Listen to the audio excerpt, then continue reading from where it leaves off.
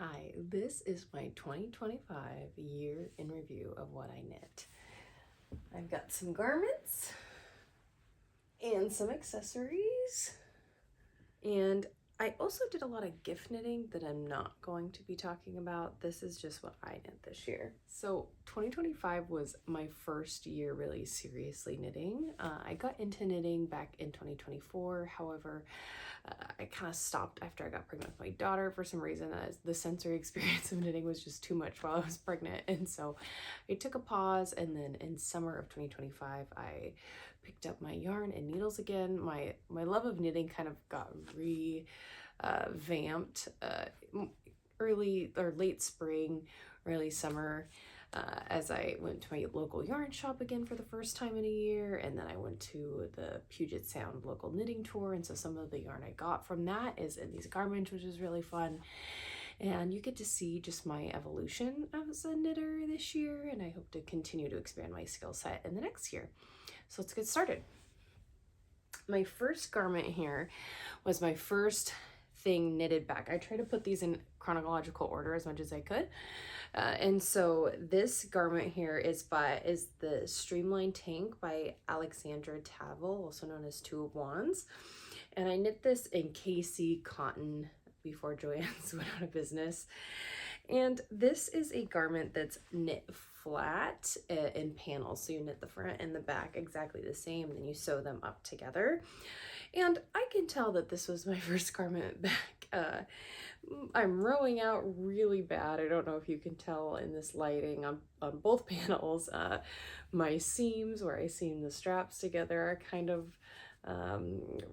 it looks handmade, which is fine. Knitting is handmade. But the fit is cute. It's kind of flowy and fun. And so I did wear this summer, and it was a great project to get back into it. KC cotton is so easy to work with, and it's a nice worsted weight, I would say, and so soft. And so this was my first project back. Then after I got that, I said, okay, let's bust into something more difficult for garments. I'll show you in here, but I was knitting some socks in between that. And so on the local yarn tour, one of the shops had designed this pattern, which brief rundown, the Puget Sound local yarn store tour, like 25 shops participated. Each shop had a signature yarn and a free pattern to go with it. And so this was one of those. And this is the Kyathia Slipover by Nona Davenport. And it is an all over lace work slip over here, and it's knit bottom up, and then you split for sleeves and the neckline. And this was so fun to knit. It's made out of a cotton and alpaca blend chainette style yarn, which I'd never used before. And I think it really just shows my progress from, oh yeah, kind of getting the training wheels on and then taking them off again, saying, oh yeah, I know how to knit. So I really enjoyed making this. There is a small error in the lace work here. You could tell kind of right in the middle there's a section of the pattern that's a little wider, because when I split for sleeves, I just knit, or split for armholes, I should say. I just knit straight across instead of continuing the pattern. So there's one that's a little wider, but I didn't realize it till later, and I'm not going to go back and fix it. I get a lot of wear out of this in the summer and the winter here. I live in the Pacific Northwest and Northwest Washington, and we don't get too hot and we don't get too cold, and this cotton alpaca blend is kind of the best of both worlds. I will say the chainette yarn wasn't my favorite to work with in terms of catching the little chains. If you've ever worked with one, you might know what I'm talking about, but it felt like if you caught a chain with your needle or snagged it on something, then it'd pull that whole string out, and kind of wonky. But I love the finished product of it, so I probably will be working with more chainette yarns, but I just found as the first time working with it, that was an interesting experience. And this was my first lace work project. Next up for garments, I said, okay, it's still summertime, so I want to knit more lightweight tees, tops. From my 2024 knitting, I had a sweater and a really chunky heavy duty slip over that I could not wear other than wintertime. So I wanted something short sleeved. So this is a free pattern on Ravelry by Alexandra Tavel from Two of Wands, and this is the Summerly Cutoff. I did modify it a bit. She has it where it's a rolled hem and rolled sleeves, and it's just not my favorite look, so I just did a ribbing for the hem and the sleeves here. And she also has it where you do almost like a mock cable to create a little X at the top, and I omitted that. It wasn't what I was looking for, but it's a nice little raglan t-shirt. This is made out of Drops Bell, which was my first time working with this yarn, and I actually quite liked it. One of the things, though, I didn't realize about this yarn is that I don't know if you can tell on camera, but the dye takes differently on the different types of fabric. So almost like this very subtle marled effect where it's one of the strands is gray and then the other one's almost this purpley color, but I don't mind it. It's pretty. But I did learn on here, I don't know if it's showing up on camera, but the line of demarcation when you switch skeins. So unfortunately, I did end up finding that out after I finished the garment. I tried it on, I say, why is that line there? And even though it's the same dye lot, fortunately, I still ended up with that nice big stripe in my shirt, but I still wear it, and it's not really noticeable, I think, to anybody but me and in certain lights, so whatever. Let's take a pause before we continue into the sweaters and talk about accessories. First off, I have this little bandana, just an easy peasy bandana that you slowly increase and do yarn overs to create the cute little pattern in it. I am wearing it as a neck scarf today, but it also can be worn as a head scarf, and I just opted to do a little triangle instead of with I-cord edging instead of a full bandana. I just find it a little less bulky and easier to wear around my neck or over my hair for the summer. And this was just left over from that slip over that I did, and so I thought that this yarn would make it. It's really comfortable up against skin. Obviously, I'm wearing it around my neck today. And so that's just a fun little accessories that I made. And then I had some socks. I got the sock project book this year, which was fun to expand my knowledge of sock knitting. Socks have always been something that interested me in knitting, and I've knit multiple pairs of socks before this.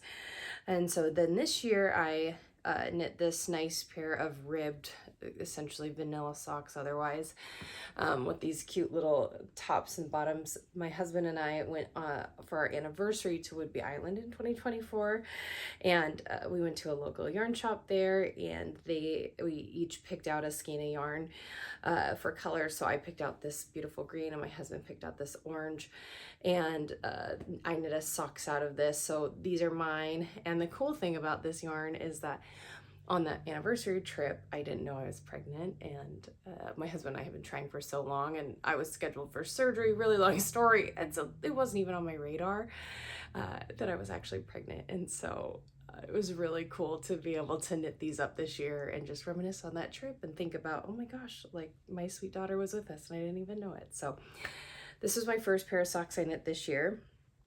Then I got the Summerly book, and I really wanted to expand some of my skills, and so this was my first time doing a folded hem instead of a ribbed hem on a sock, and also an afterthought heel, which was really intimidating to me for some reason. The idea of cutting my knitting was like, I did not like that, but it was far less traumatic than I was making it out to be. And so I made these cute little socks for myself. By the way, I heavily wear my socks like in boots and with Birkenstocks around the house, outside. I wear my knitted socks as much as I can, and so they are not pretty. As you can tell, some of them are pilling or faded on the heels where there's a lot of friction, and I don't care. Life is too short to not wear the hand knits. So this isn't just a random fingering weight I got at a local craft store years ago that I just had in my stash hanging around, and I said, okay, if I'm gonna cut my knitting, I'm gonna do it on a yarn that I don't care about. And then I had this leftover, this is a hand-dyed yarn. It's the colorway Arches by the Knitted Wit. Their sock yarn. I had knit my mom a pair of socks previously, the year before, and I had a little bit of leftover to do the heels and toes, which I thought turned out really cute. And I do like the slip stitch heel and gusset normally for socks, but if I'm gonna do contrasting heels, I do think that the afterthought heel looks way cuter than just this random little portion being in it versus this cute little square. So that, and then lastly, these are the Soma socks by Summerlee. This is in her book, The Sock Project, and this sock does a mock cable all the way down the sock, and it goes all the way to the toe. I got this beautiful speckled yarn on the local yarn store tour as well. I don't recall the name or the dyer, but I was really nervous for some reason, even though I had 100-gram skein, that it wasn't going to be enough to make long socks. My goal was to make a pair of socks that I could wear with my blunt stones and they'd stick out over the top. And they do indeed do that. So I was really afraid to play yarn chicken. And instead of just weighing my yarn, I don't think I realized that that was even a possibility yet. I decided to just go ahead and knit a toe in a different color. So this was the first sock I did where I was really nervous, and then I did this one and realized, oh, I've got plenty of yarn left, and I have a ton of leftover of that yarn. So I call these my little dip your toes in socks, how you might dip your toe in different levels in the water. So I just thought that was kind of fun, but I love these socks. I wear them all the time. As you can see, they're very worn and kind of crinkly from hang drying, but they've held up great. I really like the textured knitting pattern, and I would absolutely make that pattern again. And then for my last accessory here for myself, I made an Oslo hat. This is a somewhat recent finish for me. I finished this in November. The thing about this hat, so I had never made an Oslo hat, and I never made anything with mohair. So this was my first time with this pattern and first time with mohair, and I hit gauge, and the fabric worked up so beautifully. This is a Queensland cotton and wool blend, and then a Emma's yarn hand dyed mohair, and it just created this beautiful effect. However, I did not measure my head. I just thought, oh yeah, an adult medium, that sounds about right. I kind of have a big head, but I was like, I don't think I'm the largest size. And this hat's just kind of big. You probably can tell on here. And so I am debating frogging it, but it's mohair, so I don't know if I actually want to frog it because it does fit. It's just big and baggy and not exactly what I was looking for. So loved the yarn, the pattern's great. I just would have sized down, and that's actually kind of a theme with Petite Knit. I've found that I should just always size down one from what she recommends size and fit wise. So that's my Oslo. I knit many more Oslos, 3 more Oslos actually for Christmas, and I learned from my mistake, and they all fit their intended gifties perfectly. So I just learned the hard way on my own. All right, next up, this is my Moby sweater by Petite Knit, which I really love. This is Knit and Drops extra big merino worsted weight. And this was hands down my proudest and most worn sweater this year. I knit 2 sweaters, and I learned so many techniques. This is my first cable project, and I said, let's do all over cables. And the cable work, the basket weave here, or I don't know, in my mind I call it a basket weave. I don't think it's technically a basket weave, but the cross cables here are lovely. I love the moss stitch. This was my first drop shoulder pattern as well. I will say though, I do wish I would have finished it a little bit differently. I did not know at the time Petite Knit's like the slip stitch, like double knitting for collars. I wish I would have done that. And then on the hem and the bottom, I don't know if you can tell, but I did not do an Italian bind off here. This is just the surprisingly stretchy bind off, which works great. But I do wish, because I love and wear this sweater so much, it would have been, I would have done it a little differently. And also, this sweater is quite large. It's fine wearing it as this big oversized sweater, but I do wish I would have sized down. So petite knit, I'm currently knitting a sweater for my husband, and I wish I would have sized down, even though I'm bang on gauge, and I'll show you in a different episode, but yeah, size down for me in petite knit patterns, I think it just needs to be a rule of thumb. I also learned about split splicing on this. I'm looking for an example, but I didn't realize you need to like thin the yarn on the edges where you're split splicing. And so I don't know why I didn't think that. So you can see I have some, they're felted, they're not going anywhere, but they are quite large joins a couple times throughout this, which it's fine. Oh yeah, here's another one. It's fine, but I have learned my lesson and cut the yarn on the ends to thin it out to when I felt it to actually make it look like one piece of yarn, not two felted together. And then my last sweater, which this one makes me kind of sad because this is the sweater I was most excited to knit this year. And I made a few different mistakes on this, which are a bummer, but you live and you learn.